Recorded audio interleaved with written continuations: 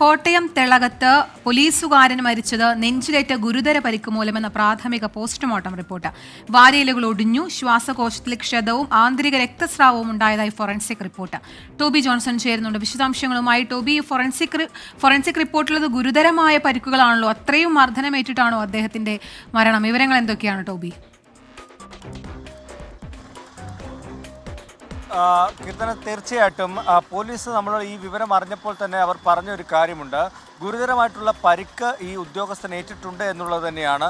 അതായത് ഇന്നലെ ഈ സംഭവം നടക്കുമ്പോൾ പ്രതി ഈ ശ്യാം പ്രസാദ് എന്ന് പറയുന്ന ഈ പോലീസ് ഉദ്യോഗസ്ഥനെ നിലത്ത് വീണപ്പോൾ കാലുകൊണ്ട് ചവിട്ടി പരിക്കേൽപ്പിച്ചു എന്ന് തന്നെയാണ് കൃത്യമായി സാക്ഷിമൊഴികൾ ഉണ്ടായിരുന്നത്. അത് ശരിവെക്കുന്ന ഫോറൻസിക് പോസ്റ്റ്മോർട്ടം റിപ്പോർട്ട് തന്നെയാണ്, പ്രാഥമിക റിപ്പോർട്ട് തന്നെയാണ് ഇപ്പോൾ പുറത്തു വന്നിരിക്കുന്നത് എന്നുള്ള കാര്യത്തിൽ യാതൊരു സംശയവുമില്ല.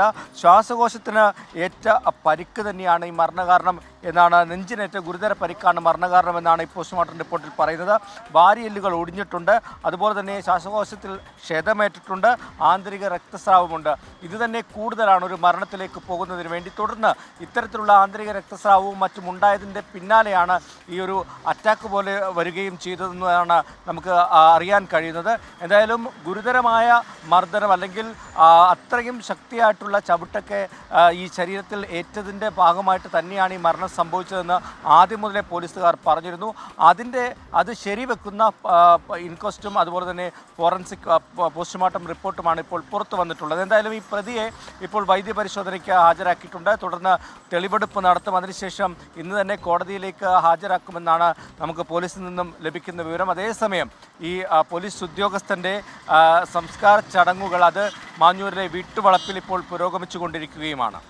ശരി, ടോബി ജോൺസൺ ആണ് വിവരങ്ങൾ നൽകിയത്. ഫോറൻസിക് റിപ്പോർട്ടിൽ വിവരങ്ങൾ എന്ന് പറഞ്ഞാൽ അത്രയും ക്രൂരമായ മർദ്ദനമേറ്റിട്ടാണ് പോലീസുകാരൻ മരിച്ചത്. ഈ ജീവനും പൊതുജനങ്ങളുടെ ജീവന സ്വത്തിനും സംരക്ഷണം നൽകുന്ന പോലീസുകാർക്കെതിരെയാണ് ഇത്തരത്തിലുള്ള ആക്രമണങ്ങൾ ഉണ്ടാകുന്നത്. ഈ പോലീസുകാരുടെ ജീവനും സംരക്ഷണം ഒരുക്കണം അല്ലേ, അതിനുള്ള സമയമാണ്.